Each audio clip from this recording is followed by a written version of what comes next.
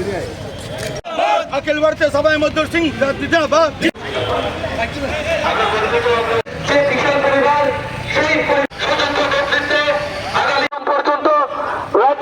अखिल भारतीय सभा मजदूर संघ अनुमोदित त्रिपुरा DWS पाम्प অপারেটর संघেर पक्ष থেকে আজকে চিফ ইঞ্জিনিয়ার DWS এর কাছে আমরা গণডেপুটেশন দিতে যাচ্ছি।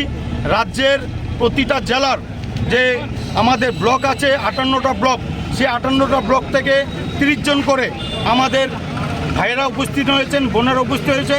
মূলত আমি বলতে চাই যে আমরা অখিল ভারতীয় সাফাই মজদুর সংঘ সর্বদা আমরা সাফাই কাজের সাথে যারা অন্যরা রিলেটেড আছেন তাদের জন্য আমরা কাজ করি। অত্যন্ত হৃদয় বিদারক, দুঃখজনক। পাশাপাশি কিছু সংখ্যক আমলা আধিকারিক আছেন যারা এখনও পট পরিবর্তনের পরও নিজেদেরকে সেই লাল ফিতার মোড়কে আবদ্ধ করে রেখেছেন। সেই লাল ফিতার মোড়ক থেকে নিজেদেরকে বাঁধন থেকে মুক্ত হতে পারছেন না। ওনাদের হুঁশিয়ারি দিয়ে বলছি যে উপরস্তরের রাজ্যে যে একটা পরিষেবামূলক প্রতিষ্ঠান DWS, ওইখানে যে আমরা যে কাজ করে যাচ্ছি তার মধ্যে যে নিচ স্তরের কর্মীরা DWS যে পানীয় জলের যে যারা ড্রিঙ্কিং ওয়াটারের অপারেটর আছেন, পাম্প অপারেটর, তাদের সাথে উপরের স্তরের একটা গ্যাপিং তৈরি করেছে।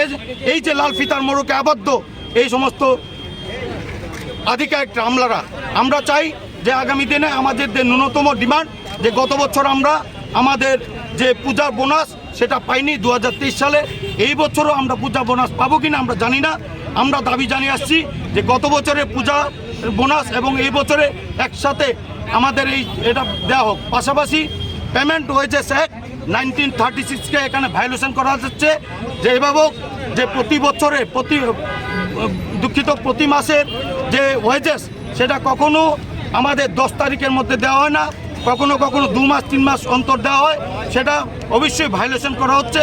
সেটাকে রুখতে এবং এটাকে আটকিয়ে আমাদের প্রতি মাসে পেমেন্ট ওয়েজেস অ্যাক্ট 1936-এর রুলস অনুযায়ী সেকশন 1 সেকশন AC অনুযায়ী আমাদের প্রতি মাসের যে বেতন আছে সেটা আমাদের 10 তারিখের মধ্যে প্রদান, সবাইকে EPF এবং ESI এর সুবিধা প্রদান করা। পাশাপাশি যে আমরা অনেক কর্মচারী আছেন যারা 10 বছর উপরে হয়ে গেছেন, 15 বছর হয়েছেন, 20 বছর হয়েছেন, তাদের জন্য একটা সিনিয়রিটি লিস্ট তৈরি করে ধাপে ধাপে আমাদেরকে এই রেগুলেশনের আওতায় নিয়ে আসা। কয় দফা দাবি? আমাদের 6 দফা দাবি নিয়ে আমরা যাচ্ছি।